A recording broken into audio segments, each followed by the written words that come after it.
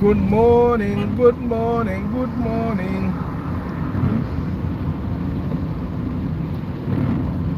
It's a rainy morning.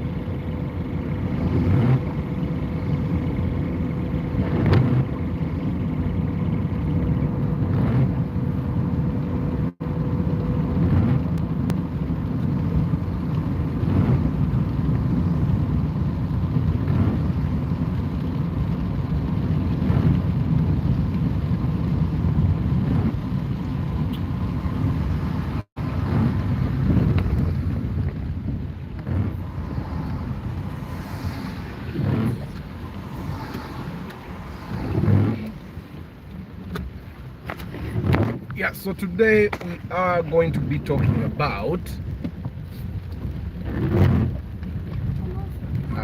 what you need to know so that you don't get ripped off.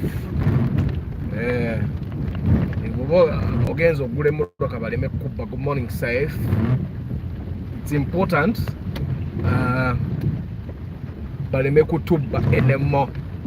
Whether you go with Arthur or not, ngabugenda tebagenda kukuba.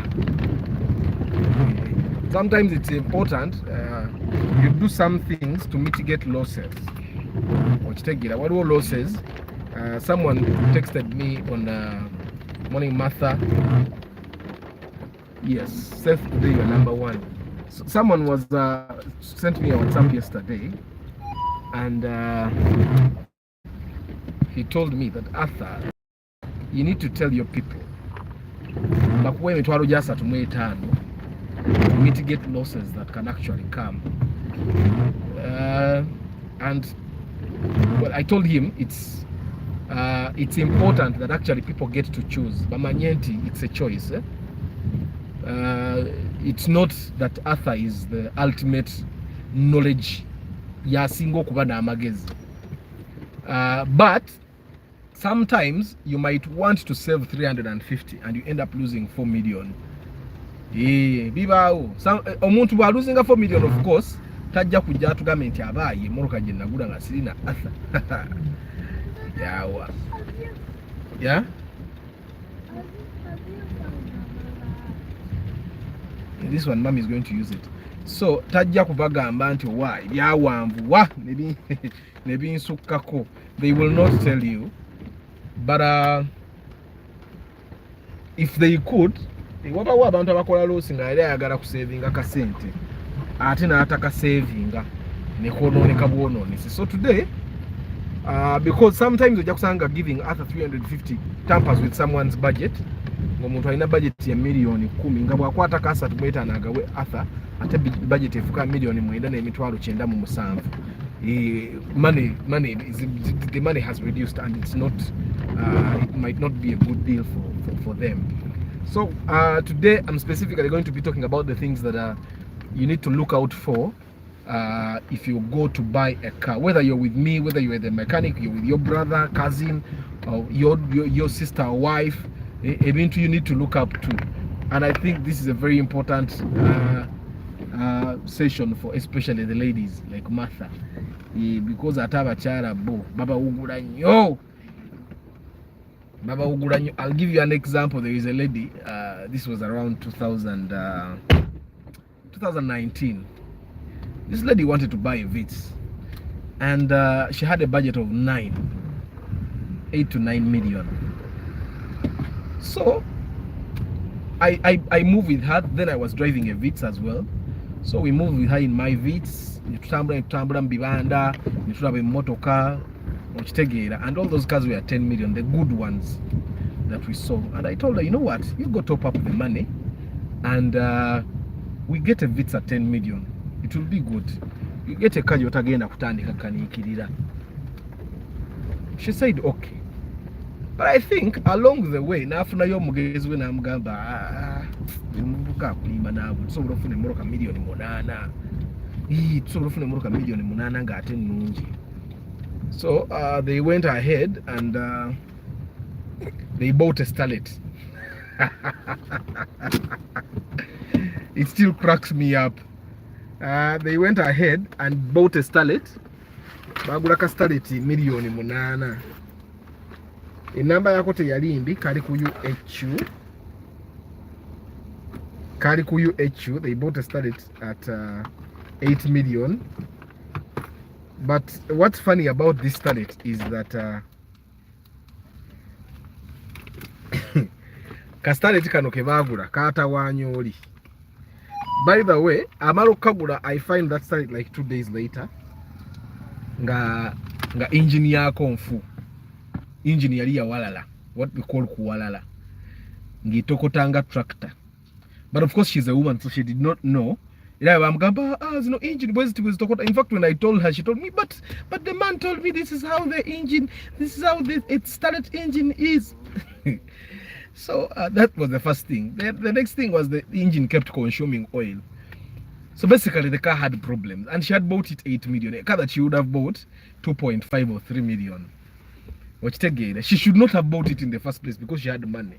She had a budget of 9 million, so she could have gotten another car, a better one. But she went ahead and bought that starlet, and it was very problematic for her that she reached a time she reached a time and she wanted to sell this starlet of hers. And because of course it had a lot of problems, she thought, okay, since I bought it 8 million, people can actually now give me 6 million. Yeah. She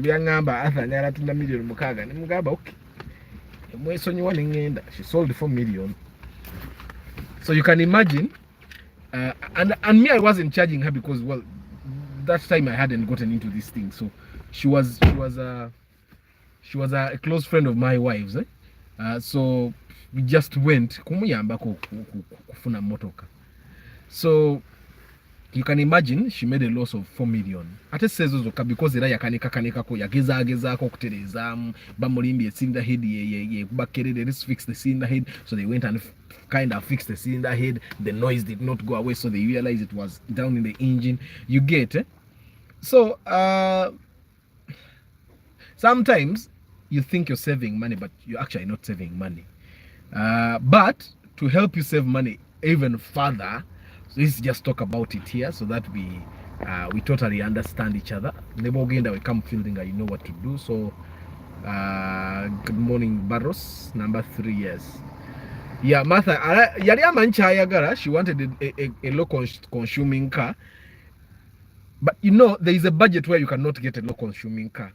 Nga sente zo ntono nnyo. Okitegeera. Ate I find that there is a budget where you if let's say you want a low consumption car, there is a budget where you should not be setting conditions. Oyina million 8 and then you're setting conditions. Okitegeera. What's up? So normally I tell you guys 8 million is good money. But with 8 million you have to be very careful. With 8 million in the car market, any money that is below 10 million, you have to be very careful. Especially if you're saying, I have this money and I want a low consumption car. You can't have 8 million and still be calling the shots that much. Or you know kutula no kakana and you do research, because that's the first thing you need to do, yes? Daddy. Yeah. To buy it at never had. No, yes, this one is not mine actually, it's for work. But mommy is going to use it for her work. So the first thing you're going to do before you buy a car, especially if you have a low budget, is you're going to do research. If you're on this video, you're already doing research. If you have subscribed to this channel, you're already doing research. You have watched all those videos, a lot of the videos that I've put here, you're doing research. Forget about all those auto channels where the one job is to actually show you cars on sale. I'm not going to show you cars on sale. I'm going to tell you what you need. But the first thing you're going to do is do research. The resale value of cars. You know kubango money. The average market price of cars. You need to know. No manyanti with this amount, between this amount of money and this amount of money, I can get this car, this car, this car, this car, this car, this car. Because without research, let me tell you, even big companies like MTN, actually, from my knowledge, in the marketing field, Centenary spends about 500 to 900 million every year on research. What are they researching? Are our customers happy? What service has made them happy? If they are not happy, what service has made them unhappy? They do research every year.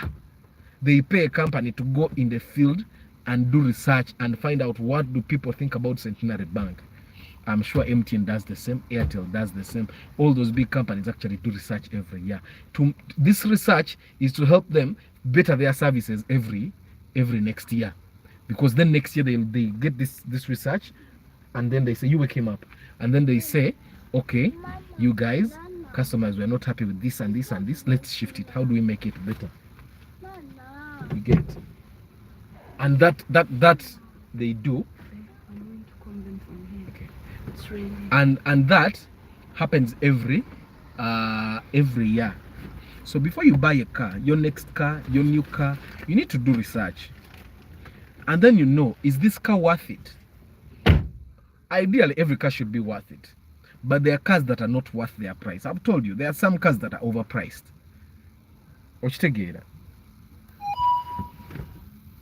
There are some cars are actually overpriced. Like, I've told you time and again that the Toyota Alex is overpriced. I've told you the Spacio old model is overpriced. I've told you the IST is overpriced. I've told you the Ranex is overpriced. You get those cars, the Toyota Rush is overpriced. I've told you. So by the time you go to buy this car, you need to really be passionate about it. Ne price kugula. You just want to drive this car, so you're passionate about it. That is no problem. But if you're not passionate about, me, I've said it time and again, I'm going to buy Mercedes Benz. Over German cars are expensive. I have cars in my mechanic. Cars mtajja kuonziba. I just have to buy. Never najideta ninji parking and Vugarwa Sunday. I have to have a Benz in my compound. I'm passionate about it. If you watch the Mercedes Benz interview, you should remember that every time I ask Kasim, he would say, by the time wogulira Benz, you really want it. So me, I'm passionate about a Mercedes Benz. I'm going to buy a Mercedes Benz and put it in my compound. No matter what, I want a Mercedes Benz. So I'll have my Corolla, I'll have my Prius, and then a Mercedes Benz. Ati sagala zino simanya formatic. Njagala my C class. Imoroka jovuga no ita one baga musajja wuya agenzi. But of course not now. But I have to buy a Mercedes Benz. Uchitegeera. Now, if you're that passionate about it, chitegeeza. Nebwenefachi, you will not care. That's why I normally tell people, Bobo genda gula Mercedes Benz, make sure you have another car. Mercedes Benz, yes, thank you, Martha. Mercedes Benz are passion cars. A survivor doesn't buy a Mercedes Benz. The same thing goes with the Golf. That's why you find that most people that are saying they have good luck with Golfs are good. They buy Golfs as new cars. Again, I'm born in Ajijayonga and they enjoy it. They are not those cars jogging and waiting to So you need to do research and understand the people that buy cars. This particular car, for example, why do they buy it? They are cars that are bought by passionate people. Subaru. A person doesn't just go and buy a Subaru. And they buy a Subaru. I have a friend of mine who has a Subaru, and he says the reason he bought a Subaru is because young people buy Subarus. He didn't really have a reason, a sound reason to buy a Subaru. If you want to buy a family car, for example, you're going to research which family cars are reliable, which family cars are not expensive to maintain, which family cars don't consume a lot of fuel. If you want to buy an SUV, you're also going to research which SUVs are affordable, which SUVs are not overpriced, which SUVs share spares with other SUVs, which SUVs don't consume a lot of fuel, which SUVs can I drive, for example, me who lives far away from town, which SUV can I drive to town and back every day, all the mileage I drive, and it will not break down. then you do that research. That's the first step you're going to do. As obuta bibwa obuta uguka, like that lady that bought a starlet nga yali agala vits ate nagula starlet nga yingi ni nvundu okitegeera. Obuta uguka, you need to do your research, and then when you do your research, nobody bagamba ekintu ekiri mu buwandiike kiri, it holds a lot of weight. That's why all the banks that have systems that are in places, all companies, all businesses, they actually have manuals. For the guys that are employed, especially people that work in organized environments, when you're given a job, the first thing they give you is, this is the manual. If you're going to be working in this department, this is how things are done. Go read it and internalize it. Not so. And then, or they'll give you someone to take you through how things are done in that place. They'll give you a manual. So that's why it's important when you do your research and find out things, write them down. Now I want a family car, but from my research I have to buy this car, or this car, or this car. If I don't find them, I wait. Now, when someone comes to me, for example, there's a gentleman that came to me, I think 2 weeks ago. I'm not sure if he bought a car or not. He came to me to simply chat with me. And he had a budget of 5 million, but he wanted to buy a car. And when I look at it, if you have a budget of 5 million, the cars you're going to buy at 5 million are cars you can also get at 3 million and still drive. So I made him see this, because when he told me what he does, I realized that he doesn't really have a lot of money, and he might not get that much money in the near future. So okugula moroke enkadde ate bakubanje million ebiri, for me it doesn't make sense. So I told him, the same cars you're going to buy at 5 million, you can actually get at 3 million. Not the 5 million one will actually be in much better condition, but still, even those things that are in good condition at that moment, you will have to fix them. Hi, bye. You'll have to fix them. My brush, thank you. You see, mommy wants to take my things. So you need to understand. So I told him, at 5 million, and I listed the cars. Mulimu Chibina, mulimu Kaldina, mulimu Chikumi, mulimu Starleti, mulimu Primo, mulimu Atenga Primo is actually rare. Mulimu G2 mulimu Karibu. Osegera. Now all those cars at 5 million, baziguza. But at thank you. Good boy. I don't even know where they are. But at 5 million, is a motor kazogendo good at 5 million. Most of the time, if you find a Chivina at 5 million, they are selling the number plates. It's a way you. At 5 million Chivina, it's a UAL. At 3 million, it was a UFB. I don't know if you get what I'm saying. Number plate should be the least of your worries. Because Chivina you never gigule million 5. Bojivuga omwezi gumu oba omwaka gumu ogenda gitunda 3. Now I'm speaking from experience. Ojja gitunda senemeka? Iro ojja gitunda 3 nya. So I told him, you know what you should do, looking at the kind of job you do and the income that you get. In my thought, my idea would be that tugule motoka ye million yes 3. Ngateba kubanja. Because I know that at 3 million, looking at the kind of budget he had and the cars he was going to get, bwabanga talina nga agenze mu kabande motoka ye million sajje bagenda muguze million 5. It's a fact. So I told him, let's look for a car at 3 million. That's if you're going to work with me. Tunonya motoka million 3. And I listed the cars. Waliwo Starleti, waliwo Chikumi, waliwo Chivina, waliwo Kaldina, waliwo Ochitegeda. I listed all those cars. And I told him we can get those cars at 3 million so that you don't have a debt. You don't drive a car that is a debt and old.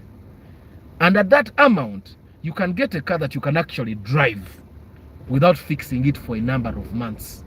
And yes, then you look for money to start fixing those things that need to be fixed. Because even a car at 10 million, there are still things to be fixed. Even a car from the bond, for example, you'll need to at least buy new tires or buy a new radio. So no one should lie to you that there is a car you're going to buy and there is nothing to work on. So we talked about it and I started making calls. But then I told him, Zokola nangi, for me to help you get a car, I move, because Yansangamo studio I was working on, there's a project I was working on. I told him, because for me to move me from my workstation, you need to give me my 350. Ntambula nazonga ziri mu nsawo nga sinnasimbula. Okitegeera. And I think at that moment, plus the 3 million, he didn't have the extra 350. Okitegeera. So I think that's where we didn't get to actually connect. So he left that day, and I don't know if he has gotten a car, because normally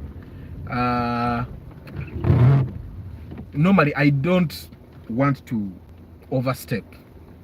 So he left Nagenda. I don't know if he got a car, because now he had an idea of which car to look for. He had an idea of, because when you watch my videos, you know what things to inspect. So I have no idea whether he got. But I'm just trying to show you that you need to research no mania at what amount can I get what. And is it wise to get it more expensive when I can get it cheaply? So that's the kind of advice I normally give people.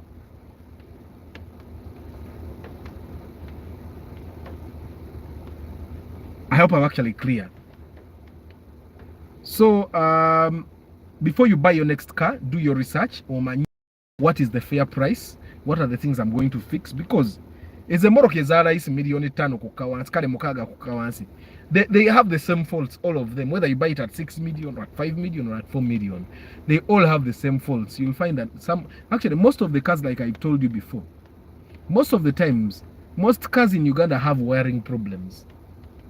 You can even find a person, a motoka nemulema wiring. Okitegeera.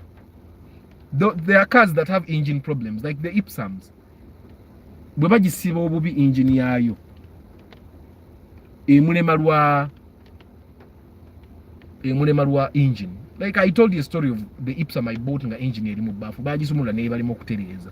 Ne ntwala parts zange ne bazintera mu baafu, and I put them in the boot. I got a breakdown, and I got a breakdown,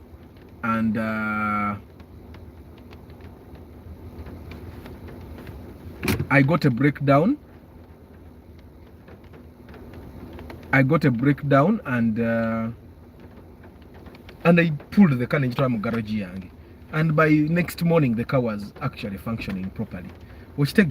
And then I sold it the next I think 3 weeks later. I sold it 3 weeks later. So it's important for you to know. On this, don't talk about Ipsam.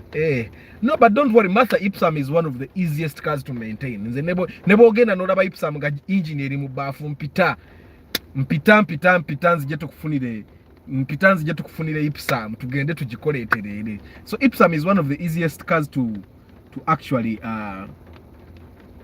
to maintain, to fix. It's very easy. Ipsam ikisoka wiring wayo mwangu.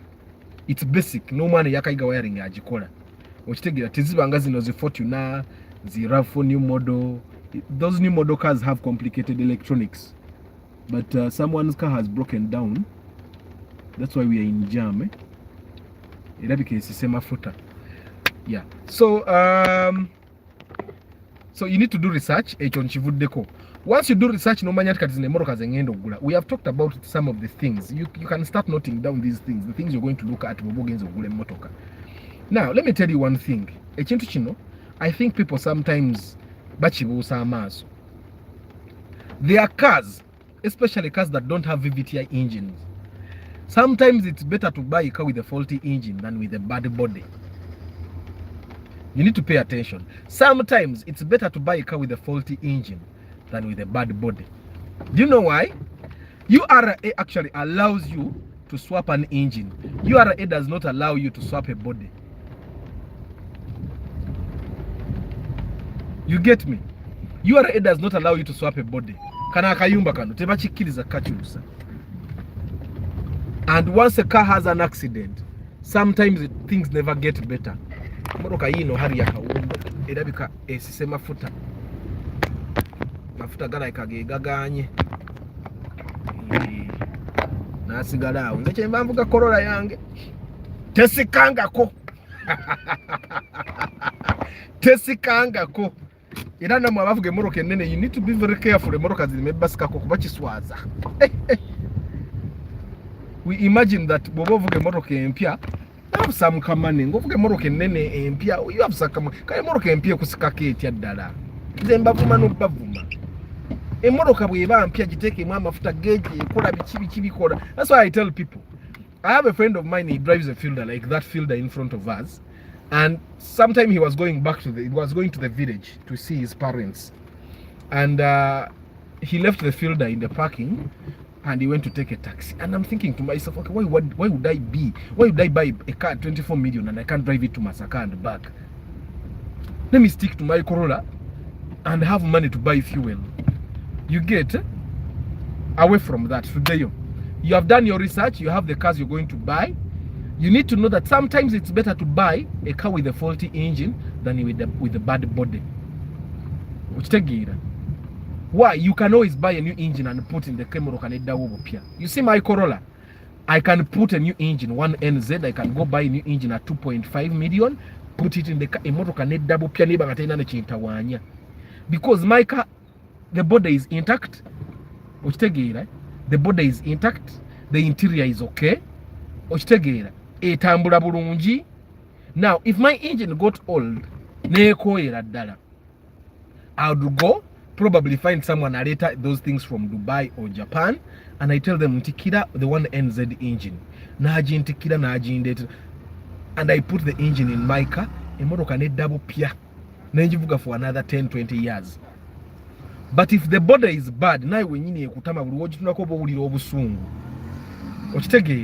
so sometimes it's important for you to know that. That's why I bought that Ipsam Jenagura with the engine in the basin. We looked at it with my mechanic tumanya buroka nungi, cylinder head weba yabarime tugenda tujiri facing tugule gasket, and then in the end we actually realized the thing that was disturbing these people was not the engine. The engine had no problem. What happened was that when these guys opened the engine, the piston, one of the piston they put back was not for the Ipsam. They put back a piston of Chibina, and that was giving them trouble. That's why they kept putting the engine back together and then reopening it, because so I bought another piston, a Ipsam in Tufu. And then apart from that, they also had another piston. Some of these things, that's why I tell you, mechanical movie. You get, so I bought the Ipsam, bought a piston, I bought a piston rod, and those things were replaced, and the engine was good by the next day. Guy again okundetera logbook ye motoka. Ngegenda kujoga nagaba na moroka yange. Nemugamba yeribawo. So you guys, as you go to buy cars, just know sometimes it's better to buy a car with a bad engine.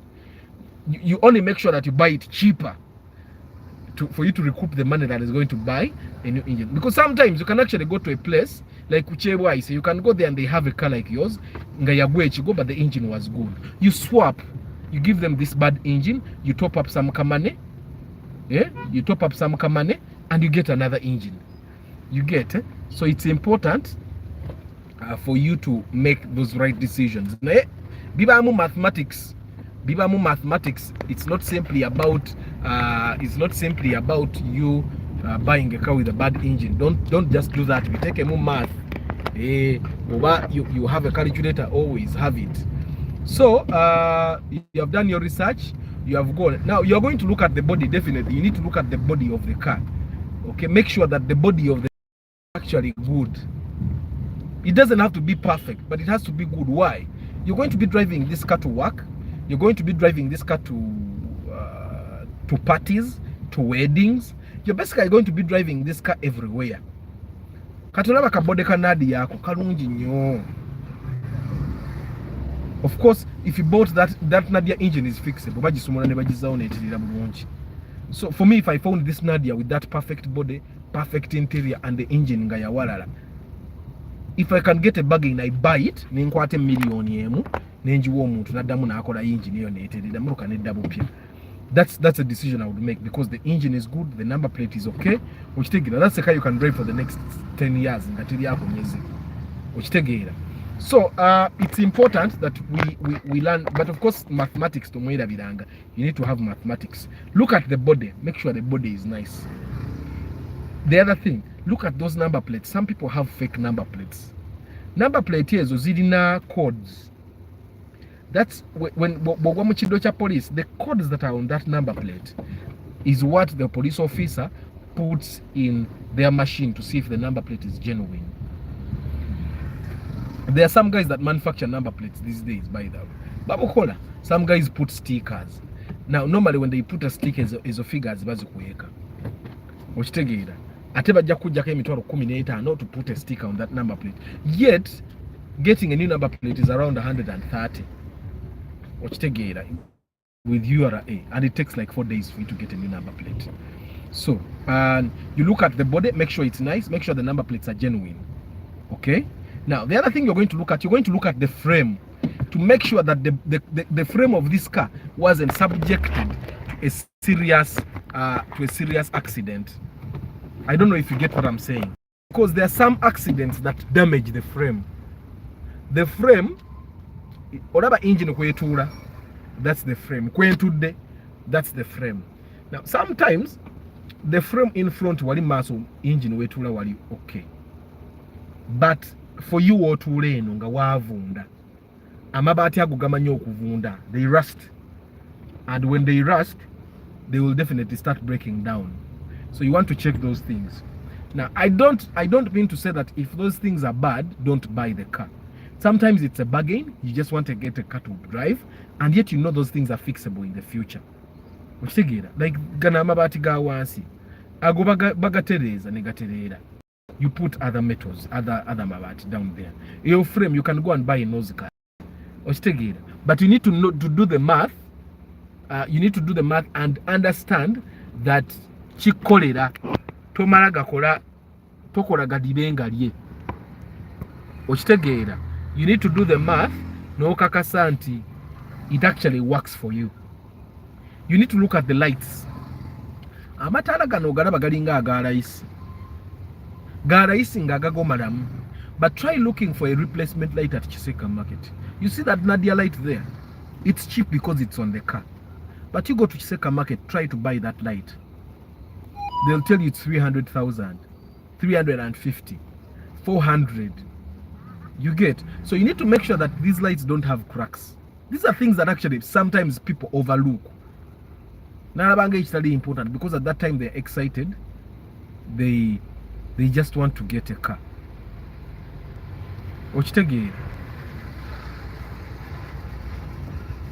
So you need to look at the lights both front and behind to make sure that for those lights to be functioning properly for you, you don't need to actually buy new ones or to significantly invest a lot of money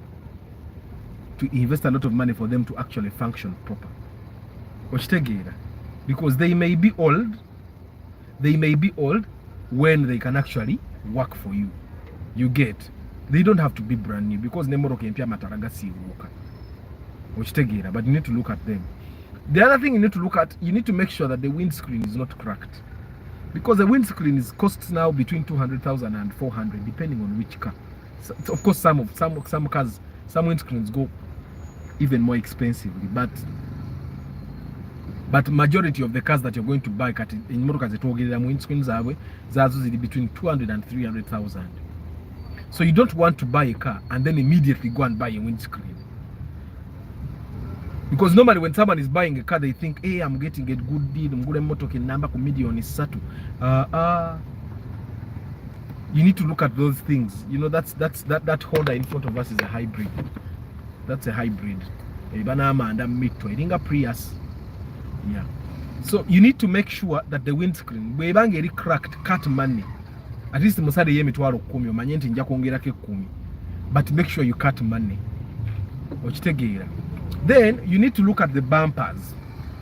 Now I'm talking about the bumpers independently because bode ye motoka tebagibala na bumper ne bogenda ogula akayumba bumper tebagibalirako. Okitegeera. You see that Nadia bumper, it will cost you, the way it is, it will cost you about 500,000. Now if you buy a Nadia that has a bad bumper, very soon you'll have to replace it because ojja kuba ne motoka ngera bika bulungi nga kibampa kirabika bubi and you have to buy it. Now imagine spending 500,000 nga ne motoka wagigula. Mukitegera, you need to look at those bumpers. The other thing that normally people ignore, Jeminyoro, especially the people that buy Chibina, Primo, Chikumi, those very cheap cars. Eminyoro jojimenyeka nnyo. But that one munyoro can cost you up to 80,000. Just one piece. So you need to pay attention to how they are, in which condition eminyoro jirimu. Ontegeera before you buy a car. Ozisale sente zo. Okitegeera. And also you need to know that their cars as if eminyoro like regularly. Chibina eminyoro jazo zifa nnyo. Nyo. So that's one thing you need to take note of. Omanyenti, once you buy a Chibina, you see that Vitz, that's the Vitz I recommend people to buy. It's called the Vitz RS. It's very durable, kagumu, atete kanywa nnyo.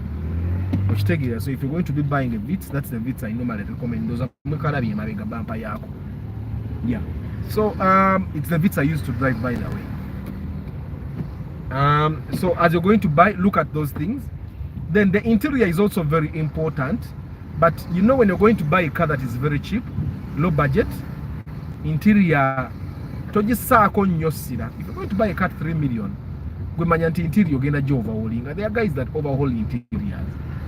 But also if you're going to buy a car 3 million,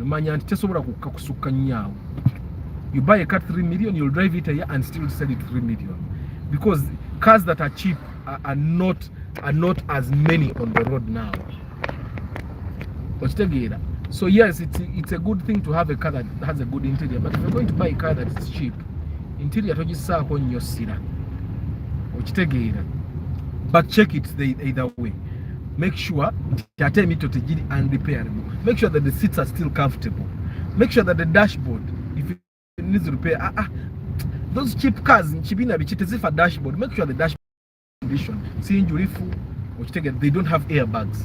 Like mine, the airbag popped. And they were telling me to buy an airbag. It's about 250. For what? We die like real men. No airbags. So I left that. That's why you see that I have that keyhole there.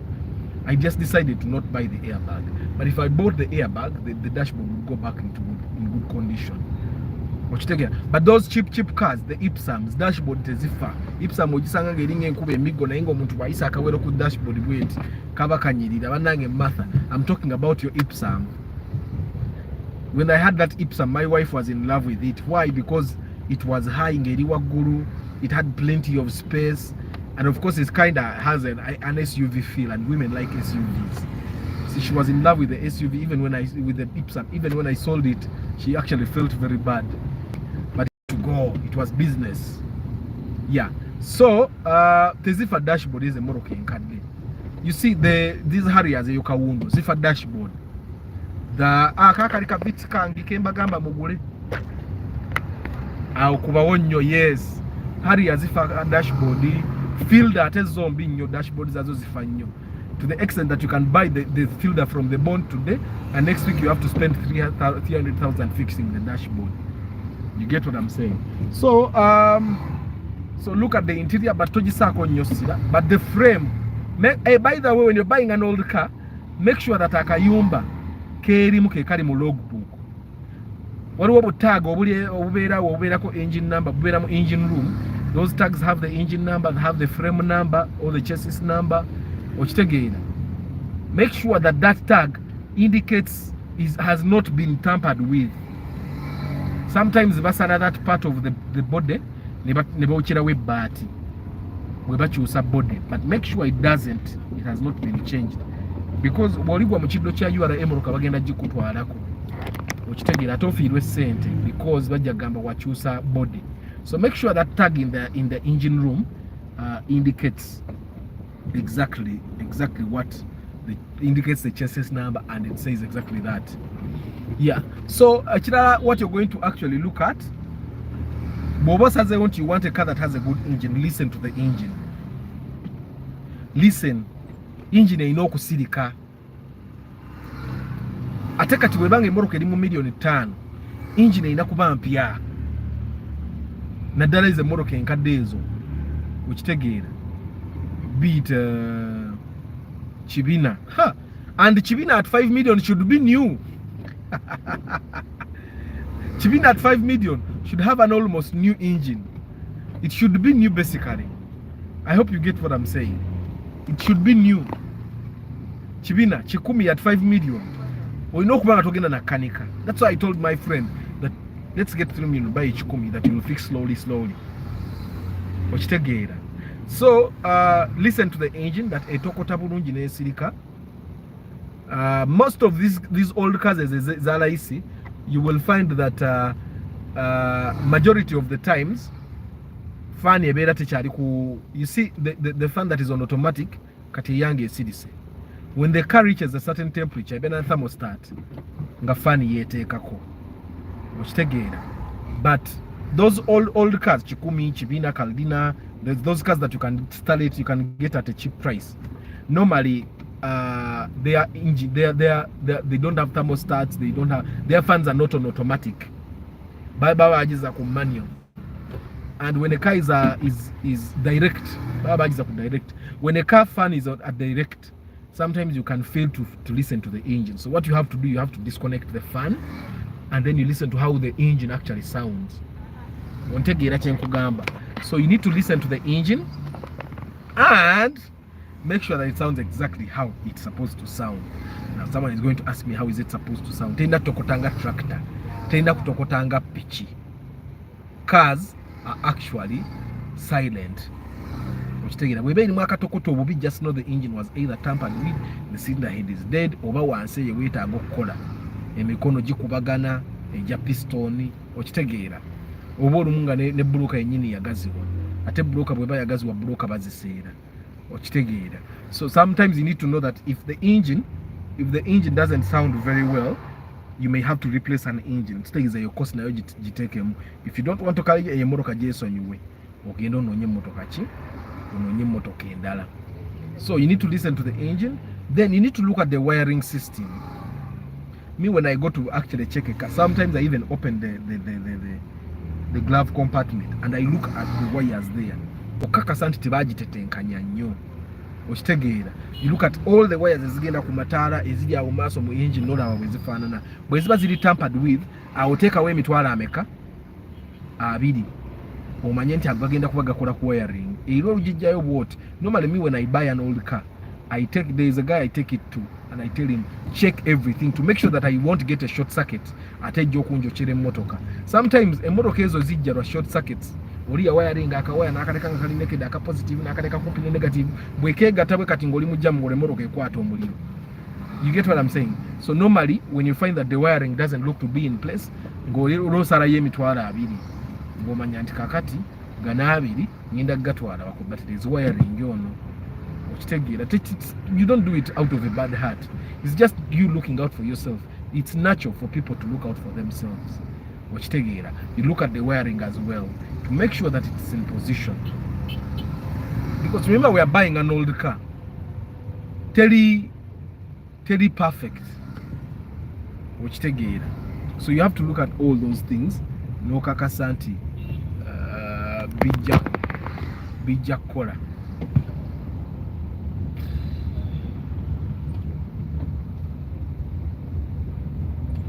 Now, because you're buying an old car, there are things that I want you to know that you're going to do. Obojiguze 5, obojiguze 6, obojiguze 10, olaba n'abagula mu bond bagula emipiira. Always know if you're going to buy a car that you're going to buy tires. The same thing I told the Ipsam guy, the person I shared in the post. I told him that a motor kogenda gula emipiira oba oyagala batyaga. So make sure you buy a cheap car. Obalenti ogikulo twate emitwalo 4 ogenda ogula emipiira emipya bagiteekeko, ogule shocks empya oziteekemu. So you should factor all these costs. Gwe toddawo n'olowooza nti because I'm going to buy a Kibina at 5 million, I won't need to buy tires. You will buy tires, my brother. So just always know whichever car you buy, wherever you buy it, bono sanga nga tewetaaga gula mipiira, that's your luck. That's why normally I tell people, instead of going to the bond, why don't you buy a car that has been on the road for like a month? because emotoka ebadde ku kkubo for like a month or two, majority of the time this person has bought tires abagitaddeko. You see, like a person goes to the bond, they buy a car and some tires are not good, they replace those tires immediately because emotoka yaba ajagala. So if you find him selling a month later, you're going to buy a car nga togenda kuteekamu expense gye yateekamu. Watugenda teekamu expense nga ate already emotoka yagigula n'agyongeramu, ate gwogenda gigula layisiko okusinga ye bwe yagigula because ebadde ku kkubo. I don't know if you get what, but this doesn't apply if you buy the same car from a broker. This church looks nice. It doesn't happen if you buy the same car from a broker. If you buy the same car from a broker, brokers know they bargain at a bargain from the bond. Nagule mepira, but still abali yako kusendeza agenda okugusa. Not that it's a bad thing, but still abagwe or mitigating the trouble of actually replacing tires, buying shocks and all if they had to buy those shocks. Which take it. So in a way it works for you. Kakalika opa mukalabye UAP, that's an opa. I recommend that car as well. Kamono kakalunji. Then someone was asking me about the Platts. That car is the Moroka is parking the Masoga Faka Kasimbu against the Range Rover. That's a Platts. The Platts is basically a Vitz in saloon form. The Vitz is a hatchback. The Vitz is a hatchback. The Platts is a saloon. Everything is almost the same. The engines are the same. The suspension is the same. Kugamba omuntu avuga Platts aba avuga Vitz. It's like the Alex and my Corolla. We are driving the same car, but that's why I tell you the Alex is overpriced. So if you're going to buy a car, just know you're going to replace tires, you're going to replace shocks, the braking system because the brakes are the car. Without a good braking system, you can die any moment. So just know if you're going to buy a car, sentence was take aside the money to buy new shock absorbers, the money to buy new tires, the money to buy new brakes, both front and back. Okay, then you need to put money aside to buy wipers. So tewabawo omuntu akulima ati emotoka gyoguze simanya ebadde ya musajja mugagga simanya ebadde ebeera mu kikomera tagivuga toyina kyogenda kanika. It does not matter. Actually, parked cars have more things to fix than the one that on the road, because a car on the road, if something is bad, you will feel it. The emotoka ebadde parking so rigid for like 4 hours. There's also a drive test. When by the time you get home, it has started showing its true colors. It's like a woman in courtship. She hides all the bad manners, but when you marry them like this, you start seeing. So it's important that you understand that it does not matter where you buy the car. Majority of the times you'll have to replace those things. So don't get ripped off. Let me tell you, you see me, as I drive my Corolla, I know that I don't have good shocks now. They are getting worn out, so I need to replace them. A person, if you come to buy my Corolla, you might not know that the shocks are bad. Do you know why? Because if you come to buy my Corolla and we are going for a drive test, I'm not going to take you to a road where you will feel the shocks. You get it? I'll make sure that when you come to buy a car, you go to roads that are good. And even if you went to roads that are bad, by the time you come to buy my Corolla, you want a Corolla. So chances are high that you won't even listen to those things. And then you will go. But even when you don't listen to, you don't feel those things. Let me tell you, there is a thing they do to shocks. Me, I don't like to do those things. Shock bajito adebaji sama hydraulic oil. Nebaji pika. So a bad shock will actually seem to be good. Nenga bapi same pike, the repair did. You get? People do those things. So muntu ajja kupika shocks ogisange ngeri wamu yonna yonna nenga azitutene bazipika bazipikiramu emitwalo ebiri. But just know, your benzo jiraba tell you if you buy it, put money aside for shock absorbers. Because sigwaba dajivuga. Put money aside for tires. Put money aside for new brakes. Put money aside for wipers. Because wiper, when someone is going to sell a car, for example, if the Benz in front of me, if that person has another Benz of the same make, and they are going to sell this one, they will look at the other car bagambe chifu kye kiri kweri, and they will change everything that is in here and good, put it in the other car, and get everything that is old from the other car and put it in this one. If they don't do it, makanika bwa amanya nti moroka eno bagenda gitunda, makanika bwa bayi naye moroka y'omugagge ina kiyitaga akijja muno n'akisamuli, because the mechanic knows this car is on sale. And most of the times when people are selling their cars, mechanics are the first people to know. So if the mechanic is the first person to know, what he will do, ajagamba boss nyina yayagala okulaba ku moroka eyo jimpe ko njitwala agirabe.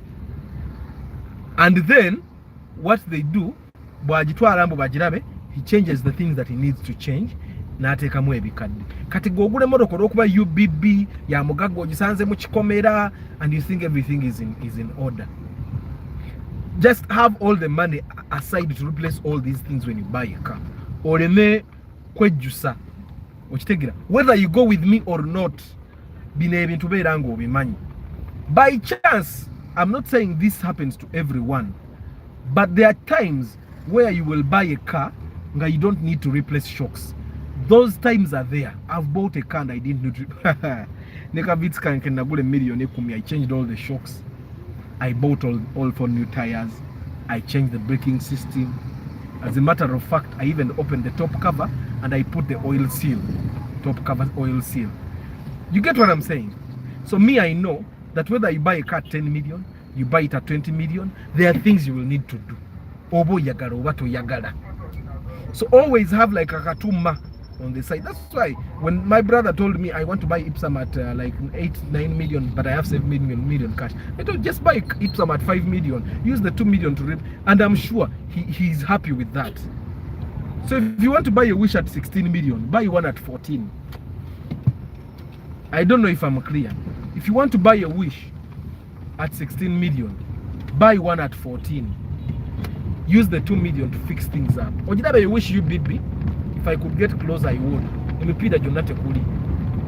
So you go, you buy a Wish, you BB. Sometimes you guys don't even look at the tires. You don't even look at, have 800 aside for buying tires.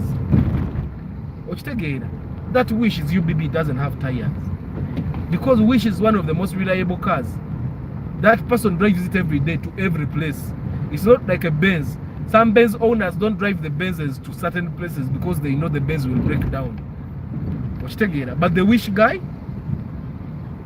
will drive it everywhere because he knows it will come back. That's why he doesn't have tires at UBB. So you need to have money aside. And you also need to know how much these tires cost. Eja Wish jiri akaja mitwalo nga 2 kwa 2.25. So you actually need to have $1 million aside. Eja Harrier, you need to have a 1.3 to 1.5. The same applies to a RAV4. If you're driving a pickup, like you're going to buy a pickup like a hard body, like a Hilux, then you need to have 2 million or 2.5 aside for tires. You get, but always have that money aside. Always know if you're going to buy a new car, majority of the time you're going to buy a new radio, because when someone is selling a car, the first thing they take out is a good radio, because they are also going to buy another car and they will need a good radio. So they're not going to leave you with their good radio in that car. I don't know if I'm clear. The first thing they'll take out is a good radio. So always know you're going to buy a radio. Now, always know that you're going to actually have the AC repaired or maintained, because AC. But of course majority of Ugandans don't need AC. Moroka inokubamu AC. Moroka yange inokubamu AC nga kakola bulungi. Because you have a wife, you pay for hair every month. Now you don't want to cut the time short because omukazi wamuyisiza mu nfuufu n'emuyingira enviiri. So bw'otuuka mu kifo ky'enfuufu wanika endabirwamu teekamu ka AC. Okitegeera? Now majority of Ipsums don't have AC. So you'll need to repair AC if you want it. And the AC repairs, depending on what is not there, bwakaba katimba tekalimu nga ensekete zirimu, you'll need about 500. But if all those things are there nga luseke lwakwocha, then you'll spend about 250 or 300. Okujjuza gaasi mitwalo nga 6 ku 8. Simple as that. I have a guy for AC that I trust. Very reliable guy. Si wa rahisi, but is much better than all those places you go to replace AC. Let me tell you a story. There is a time I replaced AC in my car, but the Ruseke had a car hole, so the gas kept coming out.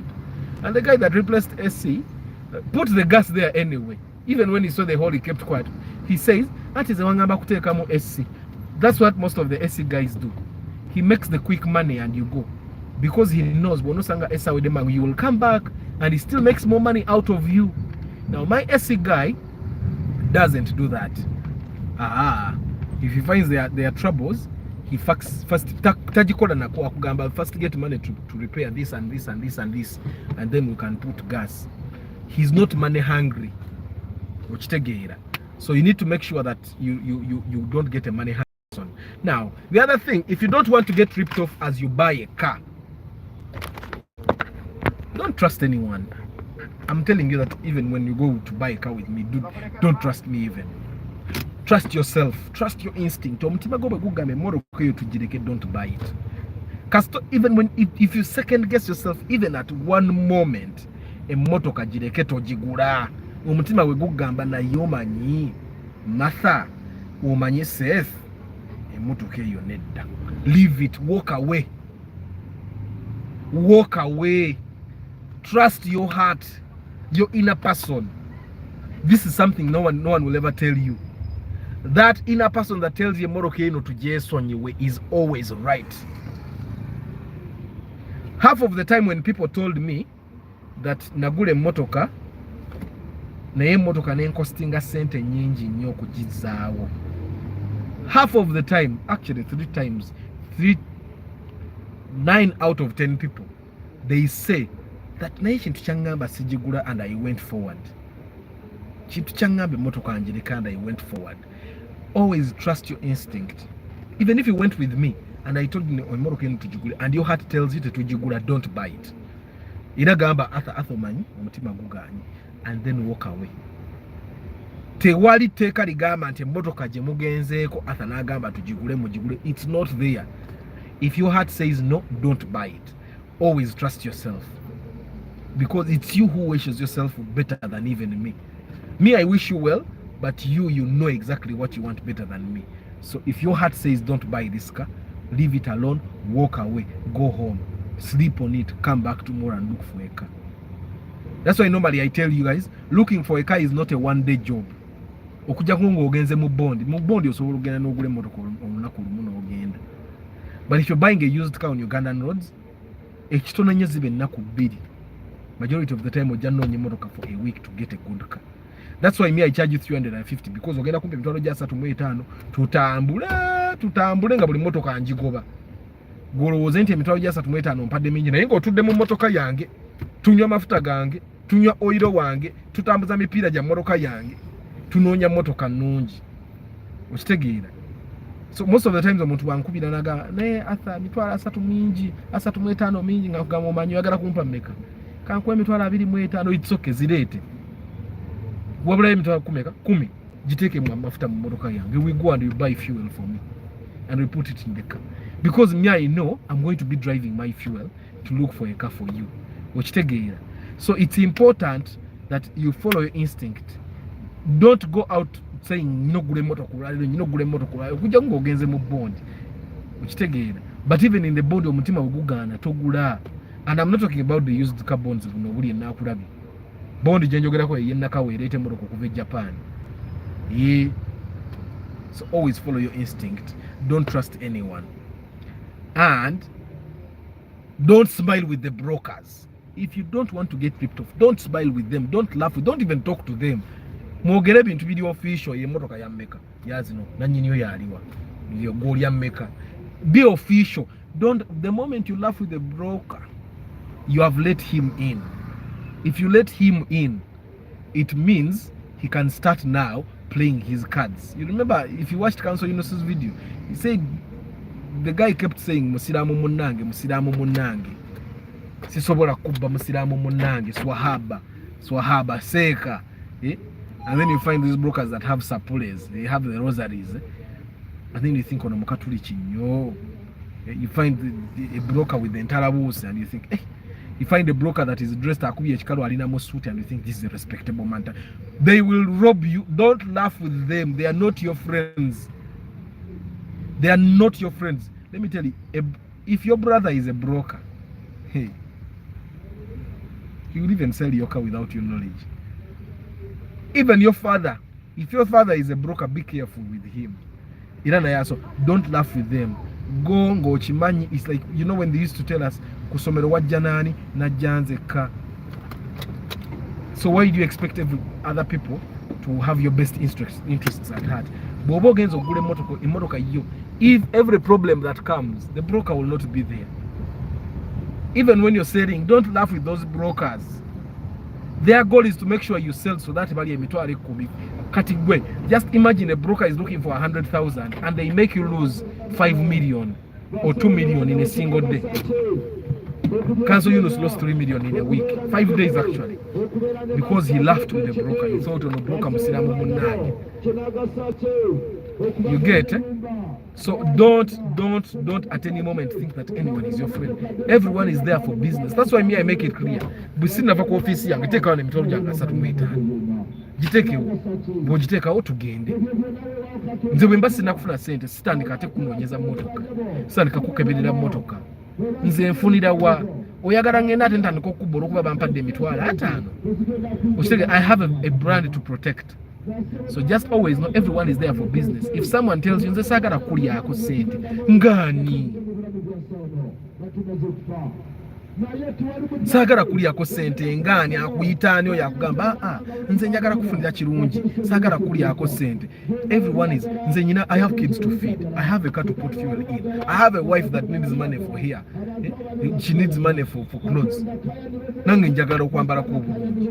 Galubindi nyambadde za mitwalo 4. Zikurubuka buli lunaku ngenda kwagala okuddayo mu ddwaliro bampe lenzi endala. Mbw ate njagala bwagaza ofune mmoroka nnungi. I need money also.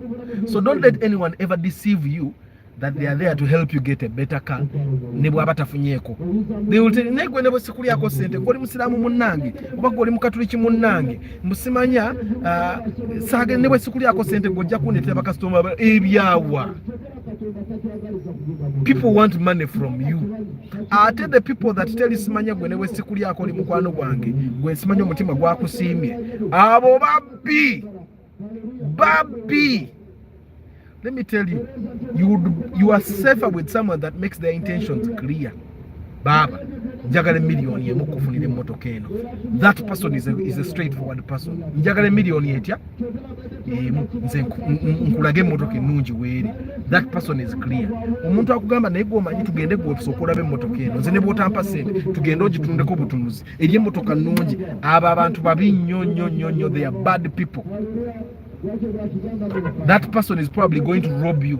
Agenda kuleka ng'oli luseke. People that promise you a good car without a cut for them. Just know if a person tells you sagala na sente gonompa kyolabye. Yabe webali eki. Ye talina focus mu bulamu, talina goals, and okakugamba nti onompa kyolabye. Let me tell you, it's better that a broker tells you how much they are charging you to get you a car than for someone to tell you, you'll give me what you want. Avoid people that say, onompayo kyolabye. Those people are very dangerous. Onompayo kyolabye. Because once you get 100,000 and you give them, they will start, naawe nza kufunidde emmotoka ennungi ompe emitwalo 10, kwata emitwalo 5 ogampe. You get it? Why didn't you tell me from the start that you wanted 500,000 so that I know if I can afford you or not? You don't ignore these red flags. You see, there is a story of a doctor that was killed by the wife, and everyone is blaming this doctor for not seeing the red flags. The first red flag was that the chick killed her boyfriend in high school. You get? And I'm sure this was common knowledge in her circles. Then the chick burnt maids, 2 maids, for stealing 2,000 shillings. She burnt them. These are red flags. You get? Then the chairman of their wedding was her ex. Don't ignore red flags. You get? The chairman of their wedding was the woman's ex. And now it's coming out that the man was married before, and then he left the first wife because the first wife was giving birth to only girls. You people, especially men here, mujukire omukazi tasalawo sex. The woman decide which sex of the kids to give birth to. It's the man. The woman only gives the X chromosome. You bring the other ones. So it means the sex of the kids that you have is highly determined by the man. So apparently the man was looking for a boy. That's why he left the first wife and came to this one. Now this one had a boy. Apparently, Oruyombo Rwariwo Rwatisizo Musajja, he found out that the son was not, the kid was not his, the boy. The baby belonged to the chairman of their wedding. Yali chairman kumbaga yawe. Yali tata wa baby boy ono. Okitegeera. But he ignored all these red flags until the woman killed him. Okitegeera. Now you imagine that we have lost a very good member of society, a doctor. Doctors are very important for us. Why? Because he failed to recognize the red flags. In every relationship that will go bad, there are red flags that you choose to ignore because you are deeply in love. And trust me, majority of the times, especially for us men, abantu betulaga nnyo love. Baba babi nnyo kufi. Abakazi, the woman you love so much normally doesn't love you, doesn't have your best interest at heart. But you ignore all the red flags. So when you go to buy a car, don't ignore the red flags. Omuntu ogenza kugula n'emmotoka, omuntu omugenza akutegeerere atandise okudda mu busonda n'atunda emmotoka mbukambeeko bye mubuuza, omubuuza biki. Everything you ask this person, ask it in front of me, ask it openly. If you go with Arthur and Arthur starts talking to the car seller, they sit in the car alone, they say to read the mukao. Just know Arthur is getting money from that person, and you're going to probably buy a bad car. If Arthur is asking for anything about the car, he should ask for it in your presence. If Arthur is going to ask for a fee from the seller of the car, let him ask it openly when you're there.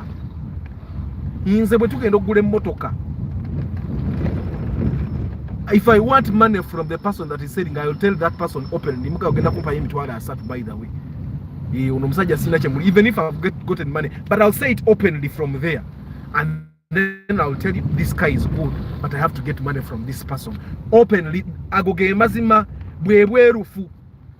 But if you go with the person to choose a car, let's say you have gone with a mechanic, and this mechanic starts going aside with the car seller, you need to see that as a red flag. Those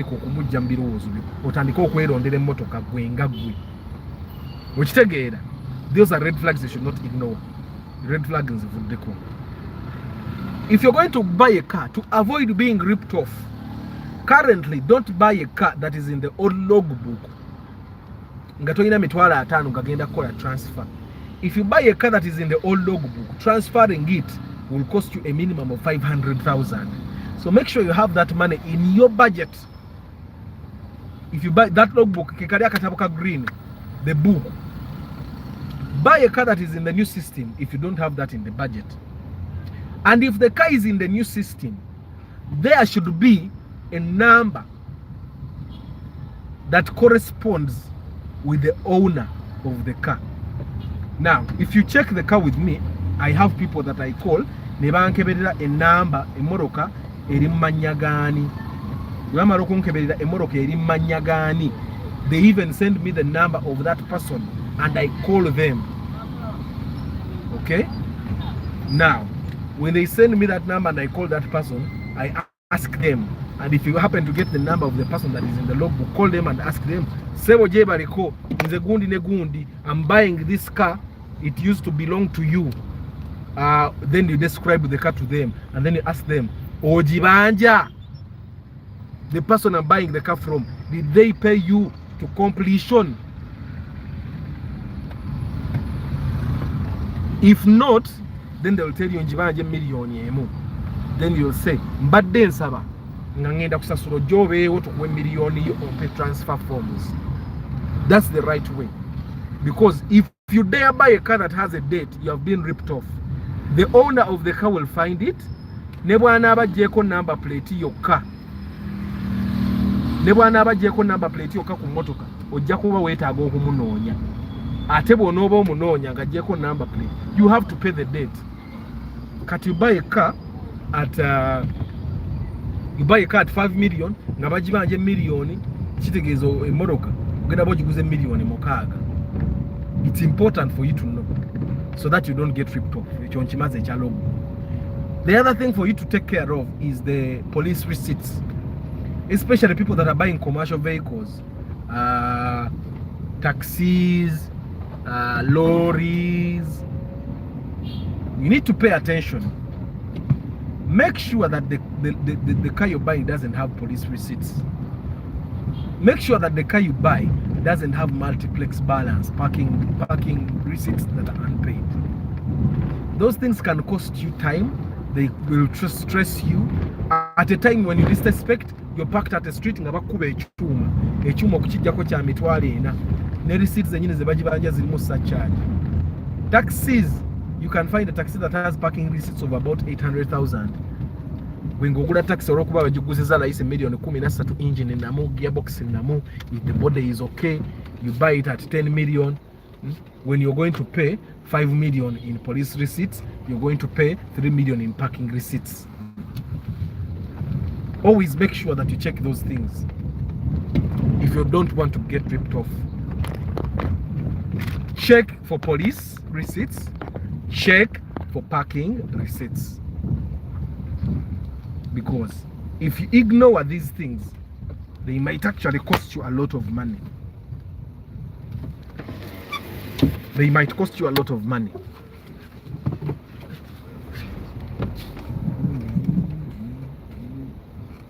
This is the right way to park. You park using the side mirrors. This is the right way to park.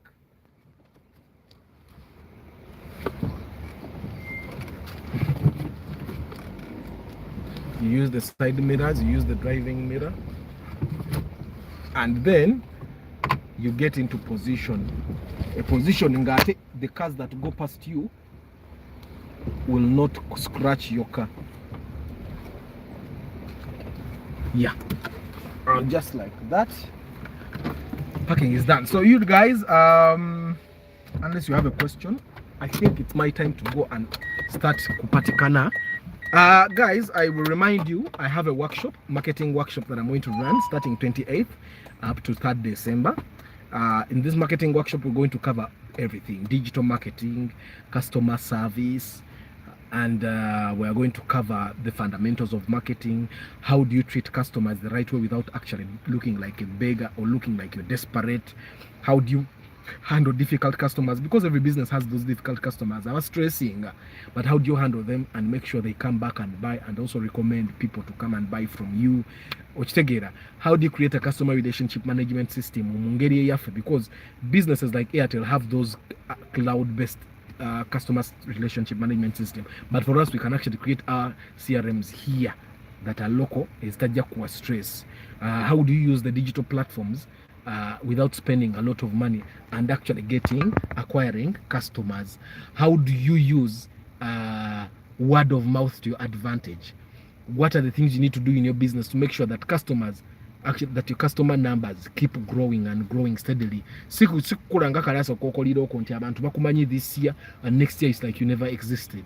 It's sustainable marketing. So we're going to be doing that. See a bay. If you're going to do the complete module, yeah, 160,000 for 6 days. If you're going to do only digital marketing, if you're going to do only customer service, only 2 hours a day for the 6 days. You implement marketing and you make sure that it works. Yeah, so I've actually my website is up. You can go and read about it and read about the workshop, and you understand it. My website arthurchisenyi.com/workshops. arthurchisenyi.com/workshops. You can read all about the workshop. You can even sign up there.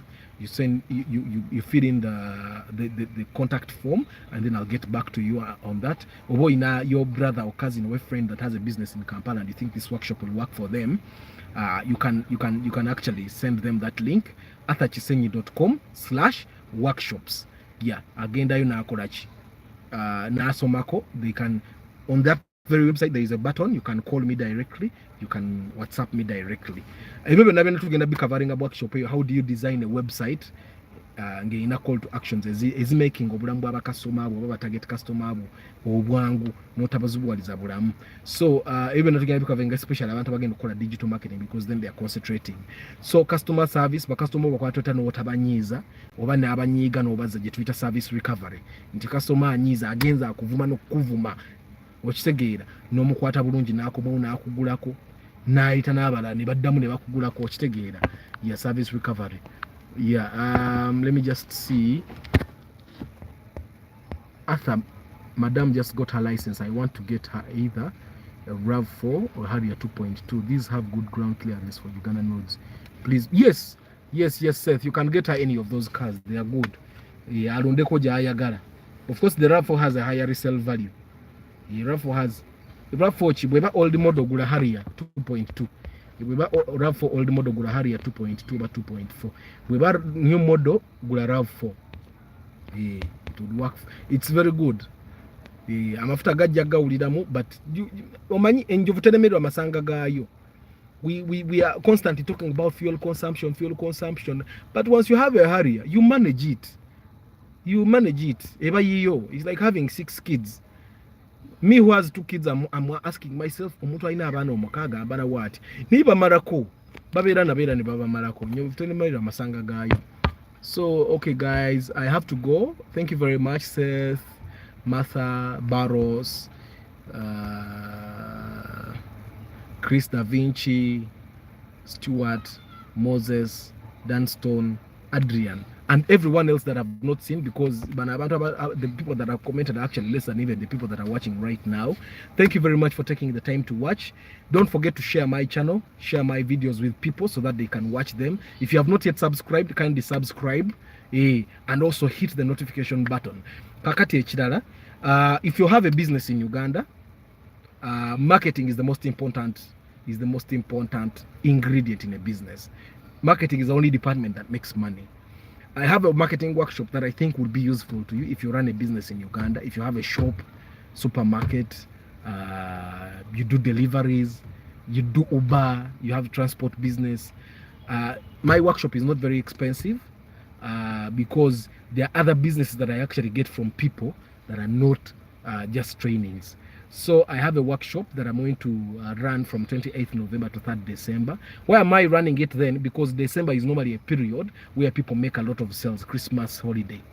And I think you can take advantage of this holiday if you know what exactly to do to pull the right number of customers or to pull the right customer. Because sometimes you struggle because you don't know who your customer is.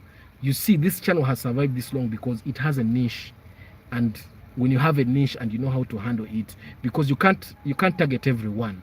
Sometime back, someone was telling me,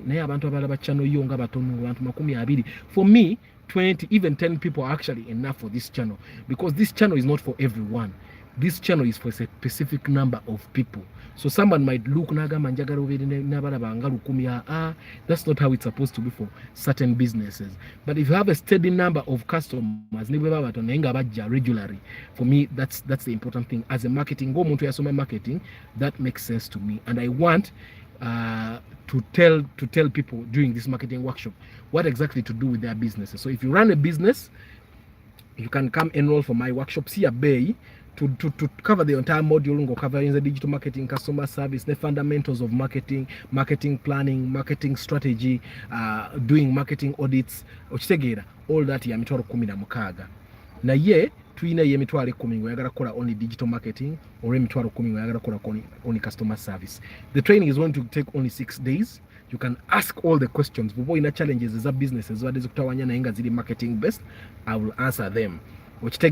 So, but to learn more about the workshop, because news of topic gamba nagenda ku website yange arthurchisenyi/workshops. Ojja kuba osobola okusoma everything about the workshop, olabe nebice bigenda okubeera covered in each module. Then you can contact me via WhatsApp. On the website kwenye kuliko button ya WhatsApp, you can click it, go direct to WhatsApp, and then ask me whatever. Kati bobanga abantu bobali Kampala nga boyagala to recommend for this workshop, bagambe bagende ku website, just share the link with them.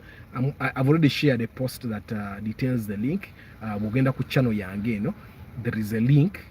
Or you can click on it n'ogenda ku website eyo and read. You can share the link with your friends. Munyambe ko bannange mfune abantu bajje for the trainings. You share with as many people as possible.